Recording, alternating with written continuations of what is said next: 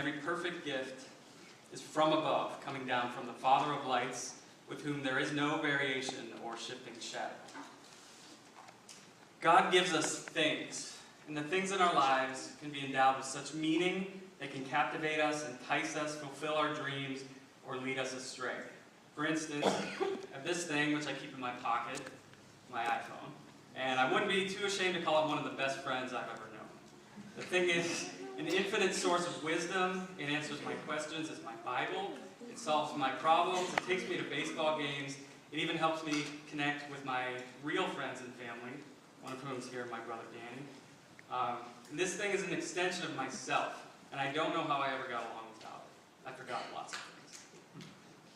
As you may know, on March 7th of this year, I was diagnosed with colon cancer, and as part of my treatment, you might be able to see it, a little thing implanted right here in my chest, and it allows doctors to deliver my chemotherapy treatments without damaging the veins in my arms. And this thing called a port, it's part of my life, it's part of saving my life, and I go everywhere with it.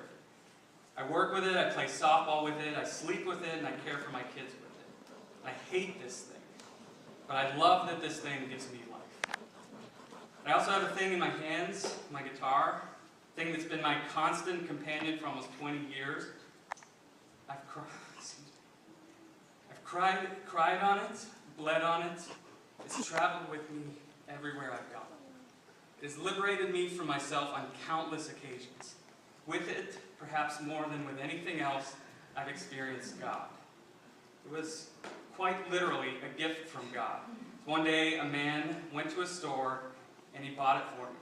And I didn't have an acoustic guitar at the time, or any money. And he gave it to me because he believed in his heart that God told him to do so. I love this thing.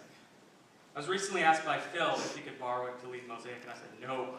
I love this thing so much, and I could no more let someone borrow my guitar than I could let them borrow one of my kids.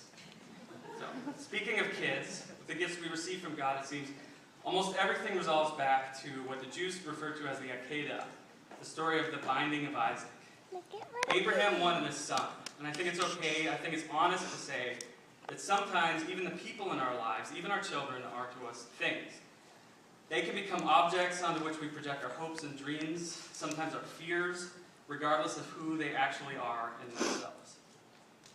God gave Abram this thing that he wanted so badly, a son. And to Abram, the son was his redemption, his fulfillment, the justification of a life of pining for a child. The son was his legacy, his everything. And God said to him, "Take now your son, your only son, whom you love, and offer him on the mountain that I will show you." In other words, take this gift, take your everything, and cut it to pieces with your own hands. Only then, only after you have been willing to sacrifice everything, will you truly have this thing that you long for. And I'll go one further and say that even God can be for us a thing. His word, our routines, church, our traditions, our ideas about him, even these things can become cherished objects onto which we project ourselves. And God may even require that we lay these things on the altar as well. So I would like to use this thing in my hands, this gift from God, to sing you a song. In this song, I believe lies all the wisdom of the ages. And the thing about wisdom is that it never gives you the answers, only the right questions. All our things, every good and perfect gift comes down from the Father of lights. And as Job said, "The Lord giveth, and the Lord taketh away. Blessed be the name of the Lord." This is a song by Josh Ritter about the mysterious life and the love of a thing. It's called Another New World, and I believe that there is another new world at the top of the world, and only the eyes of faith can break through the ice. I need some water.